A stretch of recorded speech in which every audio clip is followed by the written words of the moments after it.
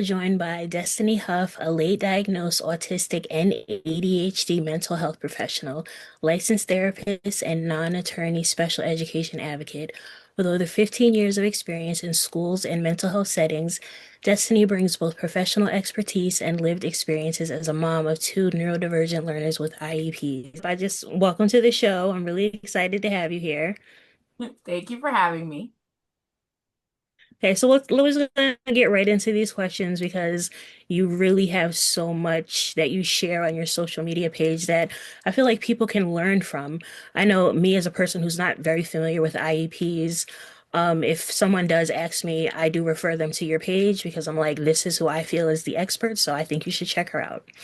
So, what has it been like navigating the special education system as a Black family, and what challenges have stood out the most for you? So, because we actually started this process in where my son was in a school that was a predominantly white school, um, Hmm. and a predominantly white area because we were military, so not a lot of people have a choice anyway, but we really didn't have a choice in where he started. We immediately came across the openly niceties of like, oh, both parents seem involved in this or that.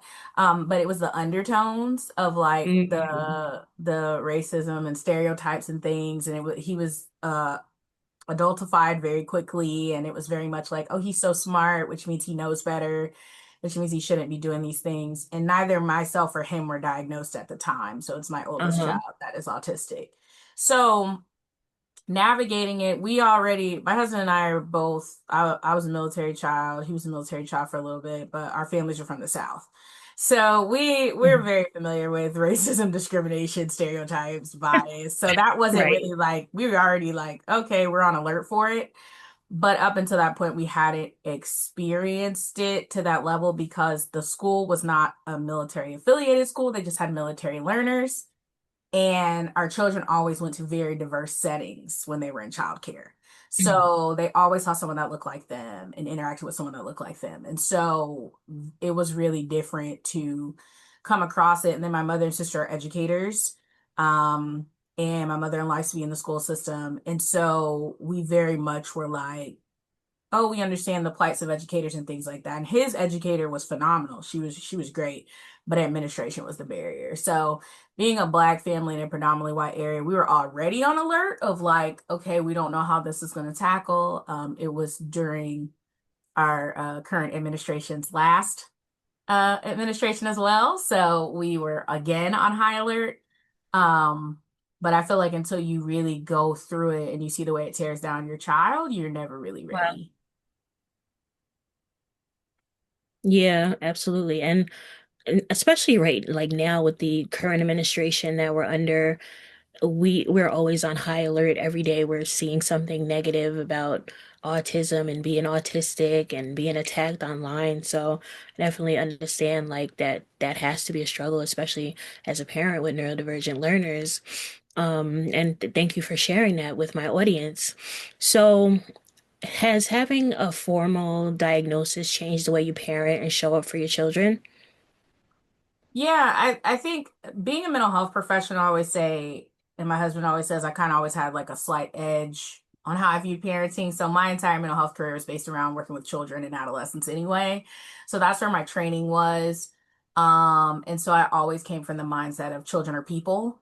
And so I already had a different mindset for parenting. My parents were young when they had me, my sister, so their approach was different from some of my peers' parents as well. So I already had that, but me and my son were very similar. And so a lot of times I would notice where there was this, I call it the ill intent perception. So this perception that he was being rude or doing something to hurt someone else's feelings. So for example, a kid drew a drawing and he was like, "Oh, this is a house." And my son was like, "That's not a house." And the teacher was like, "We told him that's not nice." And he was like 4. And he was like, "Mommy, it wasn't a house." I understood because I'm the Right, same way. Like, I'm like, right. "What are you talking about?" And so we always had that. And so when we finally were like, okay, something is going on here besides what they're saying, because they were trying to paint him as oppositional defiant. And I was like, I'm the only mental health professional in this room. And that is not what this says. and I don't like that diagnosis anyway, in general for any child. But Right. so when we got his diagnosis, I was like, wait a minute, we're like the same person. And so it kind of gave validation for my parenting approach. And I know that it really gave validation to my husband for how we were parenting, because even though my parents were younger, we both grew up with the like, you know, be respectful. You don't talk back. You don't do this. You don't say how you're feeling. You don't do those things. And we very much were raising our kids like set boundaries. You don't have to give hugs. You don't have to do this or that. But I think that the diagnosis validated the approach, and it made us more comfortable in adjusting how we do things, and it made other people more open to the way that we're doing things, especially when we talk about the Black community and like their view of diagnoses. And I think I want to give credit to our Black and Brown communities because we've come a long way. Yes. Yes, definitely. And I love that you spoke about setting boundaries with children because I remember like being a child and like people would say hello to me and sometimes I wouldn't speak back or they'd want to hug me and I wouldn't want to hug them back. I was undiagnosed, at the time as a millennial. I was only diagnosed about 10 years ago, but autistic or non-autistic, I feel like children have the right to speak up if they do not want to be hugged, if they do not want to give kisses. So I love that you set boundaries with your children. I think more people need to do that. 100%. And for me, it was like I always say it was this piece of me that certain things always felt wrong. Like, but it would be like, well, societally, you're supposed to do this. But I'm like, I don't Hmm. understand why you're supposed to do it, or it doesn't, I don't think that you should have to do it. And I'm not a very touchy-feely person. Me Um, either. and so as I gave my oldest his voice, I feel like made him feel comfortable to have a voice because my youngest is my ADHD. And he has a voice. He's gonna tell you, and he doesn't care. Um, but as my oldest became more comfortable, like it would be things like, an older lady would be like, "Oh, he's so cute," and da da da, blah blah blah. Hi, how are you? And I'd be like, "Say hi." And one day he just told me, he was like, "Mommy, when strangers say hi to me, I don't want to say hi to them. It makes me uncomfortable, and I don't like it when you tell me to say hi." And I was like, "Noted." And I never did it again. And it was Yeah, just like, right. I was like, I could see that because I don't like it either. So I was like, but societally, it's like, And- you're being rude. Oh no, so I had to like kind of shift my mindset with that as well. Yeah, and I feel like it's so unfair for society to say that we're being rude because even now as an adult, sometimes people speak to me and I don't want to say hi, and it's nothing they did, it's nothing personal.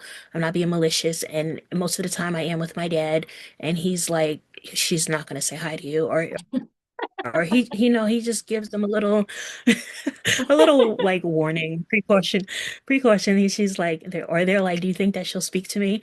And he's like, probably not. So I always say this, I'm like, social media is probably the most social you'll ever see me, and even sometimes that can be a lot, but it is unfair that society makes you believe that you have to give affection and you have to like talk to people and engage in conversation. If it's uncomfortable for us, then why do we have to do it? That part. And I think what you speak to too is like what I see a lot with like my families I support in special education and IEPs and things like that.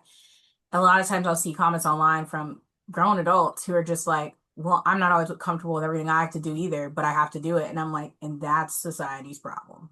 Exactly, exactly. And people who come on my page with bullshit like that, I block them so fast because you are not going to be in my space making anything chaotic for me. I already have anxiety and you are not going to add to that. But that is a big problem. People feel like their experience is the right experience, and that's not the case at all. 100%, 100%. And I'm sure you've seen in some of my posts, I put in the I put in the caption immediately, I'm like, and don't get on my page. Because I No, I some feel that. I of them, feel that. we have to be preemptive because you already know what the comments are going to be because it's not like it's like a new topic. It's just something Yeah, that you're like exactly. passionate about talking about in that moment. And so I just go ahead for some of them and just go ahead and say like, You'll get deleted. It'll get blocked. That I yes, I do that too. Especially like when I used to really be on Twitter, I'm like, before anybody comes on my posts, just know that the block button is my best friend and you will get blocked because I don't have time for that. This is my page. And I don't like when people come to my page and they comment on your stuff and they're like, well, you should have touched on this too. Well, how about you put that on your page because that's what you have a page for. If you feel that passionate about this topic, post it on your page and you make some content about what you're passionate about. So sometimes people social media can be a lot. I mean, I love making connections. Like, I'm really glad that we're in communication and that we made a connection on social media. But some people, I'm just like, oh my God, I need a break.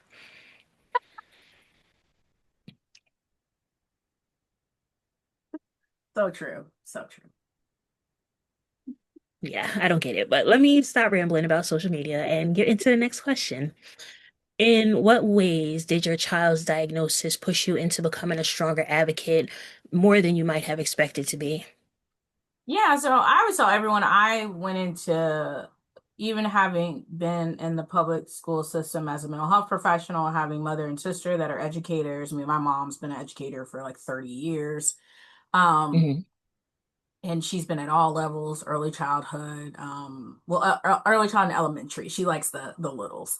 But I very much was like, school staff works really hard and do this and do that. And, you need to be collaborative. And I had just had this perception that if you communicate and you collaborate, then that's the key to your child's support. And what you don't factor in is that some people don't care. Right. And some people just don't know what they don't know. And a lot of the school system is compliance based.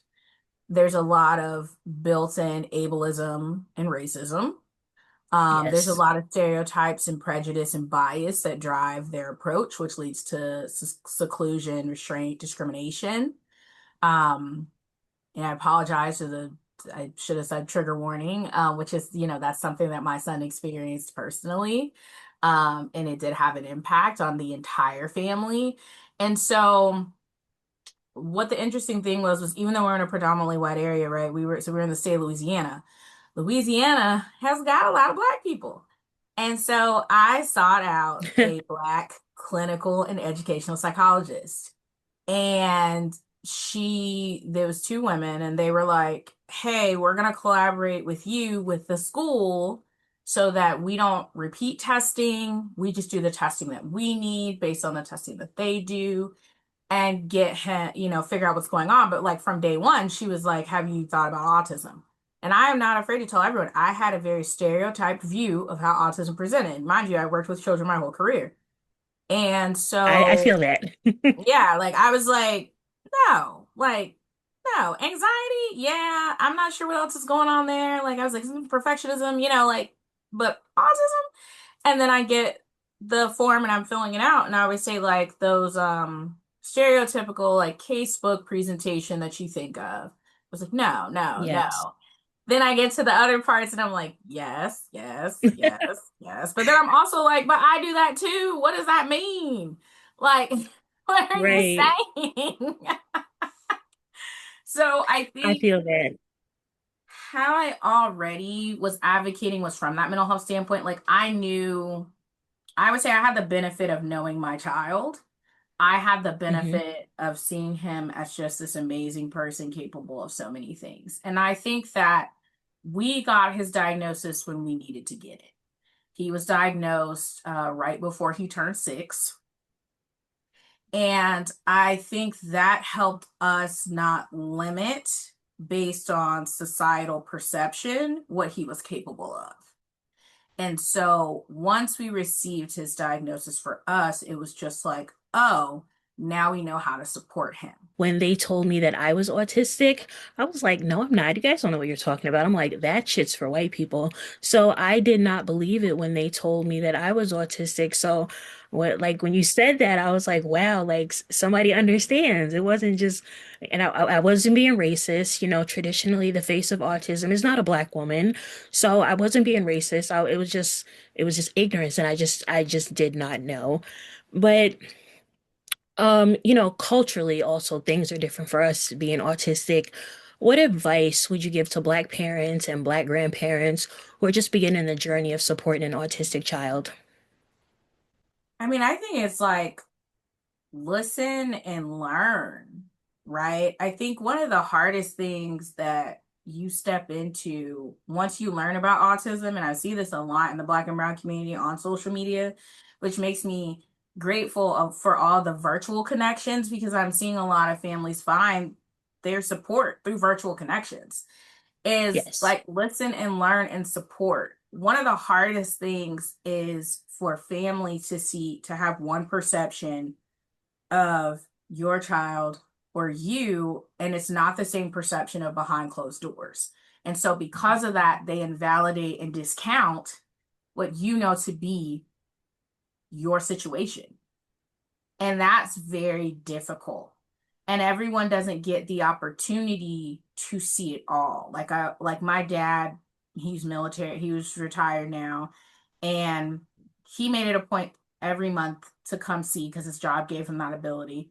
He made it a priority every month to come visit and see his grandkids.